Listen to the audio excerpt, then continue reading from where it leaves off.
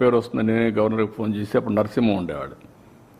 మమ్మల్ని ఇద్దరిని పిలవండి, మేము వస్తాం, కూర్చుంటాం, మాట్లాడి సార్ట్ అవుట్ చేసుకుంటాం అని చెప్తే పిలిచాడు. కూర్చున్నాం, టెంపరీగా గొడవలు లేకుండా చేసుకున్నాం.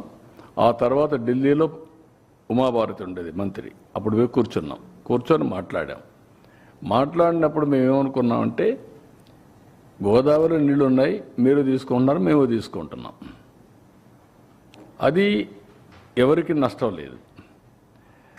ఇంకొక పక్క కృష్ణాలో నీళ్లు ఉన్నాయి, తక్కువ ఉన్నాయి, దీని మీద మనం కొట్టుకుంటే లాభం లేదు. మీ ఇప్పటి వరకు ప్రాజెక్టుల వారిగా అలొకేషన్ వాళ్ళకు ఇచ్చారు, ఇక్కడ ఇచ్చారు, అది కంటిన్యూ చేద్దాం. కొత్త ట్రిబ్యునల్ ఉంది, ట్రిబ్యునల్ వచ్చిన తర్వాత వాళ్ళు ఏ రిపోర్ట్ ఇస్తే దాన్ని బట్టి దానికి సెపరేట్ ఇది ఉంటుంది, అథారిటీ డిసైడ్ చేస్తారని చెప్పాను. దాని ప్రకారమే ఇప్పుడు ఎన్ బ్లాక్గా తీసుకుంటున్నాం. ఆంధ్రాకు వచ్చే వాటర్ మనం తీసుకుంటున్నాం, తెలంగాణకు వచ్చే వాటర్ వాళ్ళు తీసుకుంటున్నారు. కంబైన్డ్ ఆంధ్రప్రదేశ్ నేనే చాలా ప్రాజెక్టులు స్టార్ట్ చేశాను, మీరు గుర్తుపెట్టుకోవాలి.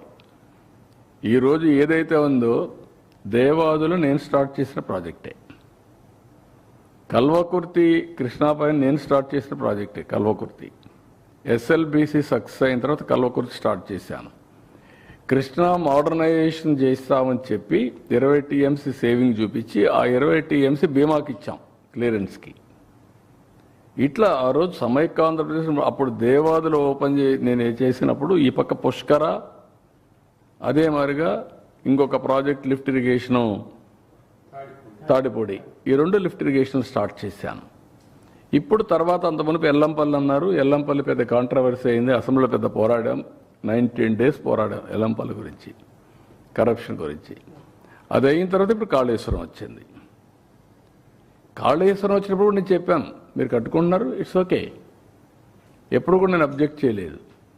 పై నుండి వాటర్ వాడుకుంటే నష్టమా, కింద నుండి వాటర్ వాడుకుంటే నష్టమా అండి? ఇది సముద్రంలో పోయే నీళ్ళు, వేస్ట్ అయ్యి సముద్రంలో పోతుంది. మీరు ఎక్కడ వాడుకుంటున్నారు? పైన నుంచి మీరు ఆ నీళ్లు వాడకపోతే ఎక్కడికి వస్తుంది? వీడికి వస్తుంది. ఎవరన్నా రైజ్ చేస్తే ఆ పాయింట్ రైజ్ చేస్తారు, నేను ఎప్పుడు రైజ్ చేయను. తెలంగాణ కానీ ఆంధ్ర కానీ తెలుగు కమ్యూనిటీ ఎందుకు మనం ఇష్యూస్ చేసుకుంటున్నాం? అమికబుల్గా ఇచ్చి పుచ్చుకునే ధోరణిలో సముద్రంలో పోయే నీళ్ళు మీరు వాడుతున్నారు, వాడండి. దానికి చట్టబద్ధ కావాలంటే గవర్నమెంట్ ఆఫ్ ఇండియాలో కూర్చొని మాట్లాడుకుందాం, అంతేగాని ఇష్యూ చేయడం ఎక్కడ లాజిక్ అంటున్నా నేను, అది కరెక్ట్ కాదు.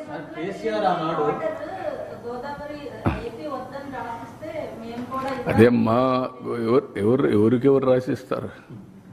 కరెక్ట్ కాదు. ఆర్గ్యుమెంట్ ఏదైనా చేయొచ్చు, అంటే చట్టం కానీ న్యాయం కానీ అందరికీ సమానంగా ఉంటాయి. మనం కొట్లాడుకుంటే వచ్చే లాభం. నేను ఎందుకు కొట్లాడలేదు? తెలంగాణ పైన ఎప్పుడైనా గొడవపడ్డానా? వై? నా తీరి ఒకటే, గొడవ పడితే ప్రజల్ని మభ్య పెడుతున్నాం మనం. మభ్య పెట్టి మోసం చేయడం లేకుంటే మభ్య పెట్టడం మనకు లాభం లేదు. ఓకే, ఆంధ్రప్రదేశ్ కోసం హైదరాబాద్ డెవలప్ చేశాను నేను, అందరూ యాక్సెప్ట్ చేస్తున్నారు, బైఫర్కేషన్ అయ్యింది, తెలంగాణకి వెళ్ళింది. ఇప్పుడు ఇంకా నేను గొడవ పెట్టుకుందానికి వచ్చేటేంటి? కాబట్టి వాళ్ళే బాగుపడుతున్నారు. నా ఒక రాజకీయ నాయకుడిగా నేను చాలాసార్లు చెప్పాను, నాకు ఒక తృప్తి. ఏం తృప్తి? నేను క్రియేట్ చేసిన ఎకో సిస్టమ్ బాగా పనిచేసి సంపద సృష్టించి తెలుగు జాతి బాగుపడతా ఉంది. హైదరాబాద్ వల్ల 75% తెలంగాణకు ఆదాయం వస్తుంది, 75% ఇన్కమ్, 67% సర్వీస్ సెక్టర్, నాలెడ్జ్ ఎకానమీలో. ఎట్లొచ్చింది? ఆ రోజు చేసిన ఫౌండేషన్ 25 ఏళ్ళలో వచ్చింది. Highest per capita income in the country Telangana even today. అదే మరి జిఎస్టిపిలో highest contribution GST Telangana. Why? That is the economy I visualised, I created. ఈరోజు ఎప్పుడు కూడా నేను మాట మాట్లాడానా? కాదు. వాళ్ళు ఎంజాయ్ చేస్తారు, ఐఎమ్ వెరీ హ్యాపీ. ఒక రాజకీయ నాయకుడు ఏం కోరుకుంటాం? మన వల్ల లాభం పొందాలి, మనం చేసిన పని వల్ల ఫలితాలు వస్తే అది ఒక సాటిస్ఫాక్షన్. ఇక్కడ అమరావతి ఒకప్పుడు చెప్పేవాడు, నేను హైదరాబాద్ కట్టినప్పుడు నేను నాకు ఉద్యోగం కోసం కట్టానా? ఇక్కడ అమరావతి కట్టాం, కడితే నాకు ఉద్యోగం కోసం కడుతున్నావా? రేపు తరాలకి, భావి తరాలకి, భవిష్యత్తు కోసం. సార్ మీరందరూ మనంతా తెలుగు వాళ్ళు బాగోవాలని కోరుకుంటున్నారు, కానీ నిన్న అగ్నిపక్షం ఏర్పాటు చేసి బంకచర్ల మీద అవసరమైతే పోరాటానికి నేను వాట్ ఐఎమ్ సెయింగ్ పోరాటం అవసరం లేదు. వాళ్ళు కట్టే ప్రాజెక్టులు అన్ని కట్టి నీళ్ళు ఇచ్చుకుంటే చాలు. వాళ్ళు ఎందుకు పోరాటాలు, దేనికోసం పోరాటం? మీరు కట్టండి, ప్రాజెక్టులు కట్టి నీళ్ళు తీసుకోండి. ఎవరు తిన్నారు? గోదావరి నీళ్లు ఉన్నాయి, మీరు వాడుకోండి, ఇక్కడ వాడుకుంటారు. కృష్ణాలో ట్రిబ్యునల్ ఉంది, ఆ మాట నేను చెప్పాను. రేపు పోతాం, ఢిల్లీలో కూర్చుంటాం, మాట్లాడుకుంటాం. వాళ్ళు నేను అబ్జెక్ట్ చేస్తే కదా నువ్వు కట్టుకోవద్దని. సార్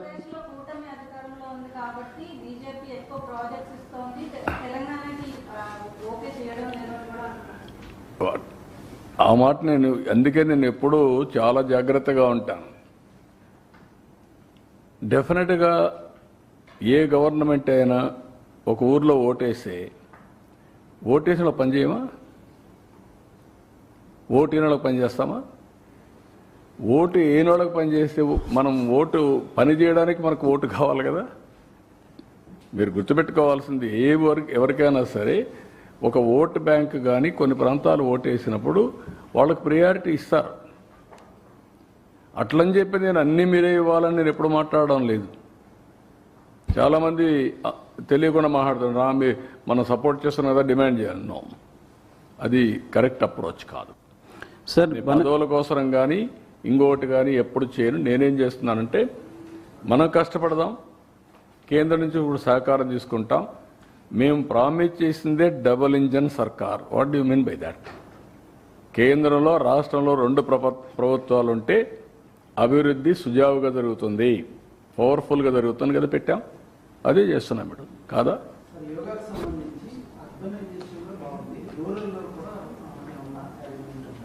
అన్ని ఊర్లో పెట్టాం. It is continuing all villages.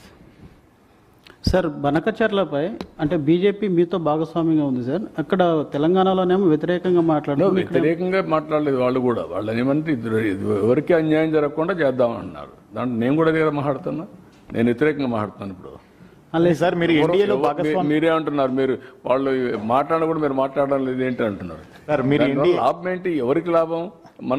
మనం తిట్టుకుంటే కొంతమంది రాజకీయ నాయకులకి ఇదే కావాలనుకుంటున్నారు. వాళ్ళకి ఏంటంటే పబ్బం గడుపుకోవడానికి. అది ఎవరికి కావాలంటున్నా? అందరం కలిసి రాష్ట్రాన్ని పోటీపడి డెవలప్ చేద్దాం. తెలంగాణ నెంబర్ 1లో ఉండాలా, ఆంధ్ర నెంబర్ 1లో ఉండాలా. రేపు 20 ఏళ్ళ తర్వాత కూడా ప్రపంచంలో తెలుగు కమ్యూనిటీ నెంబర్ 1గా ఉండాలా. దానికోసం పనిచేయండి. I will very happy. What all ఇచ్చిపుచ్చుకునే ద్వారా నుండి ఇచ్చిపుచ్చుకుందాం.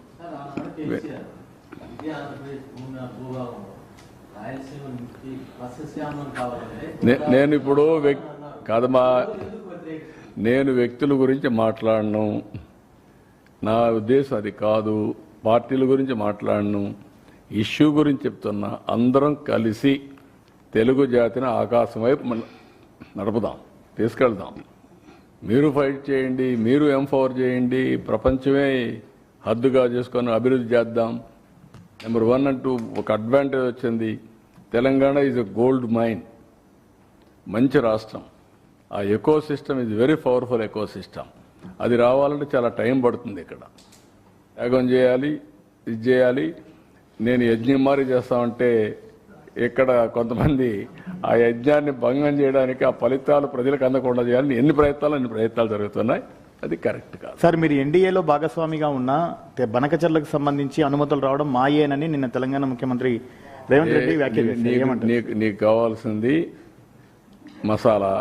ఈ రాష్ట్రంలో మంచి కాదు. ఏం లేదు. నేను నా నేచర్ను 40 ఏళ్ళ నుంచి చూసేవయ్యా. నేను ఎవరితో గొడవ పెట్టుకోను. రాష్ట్ర హితం కోసం ఎవరితోనైనా పోరాడతాను. ప్రజాహితం కోసం నా పోరాటాలు ఉంటాయి తప్ప వ్యక్తుల కోసం కాదు. ఒకవేళ ఒకరు మాట్లాడగట్టు నువ్వే మాట్లాడతావు అంటే కరెక్ట్ కాదు.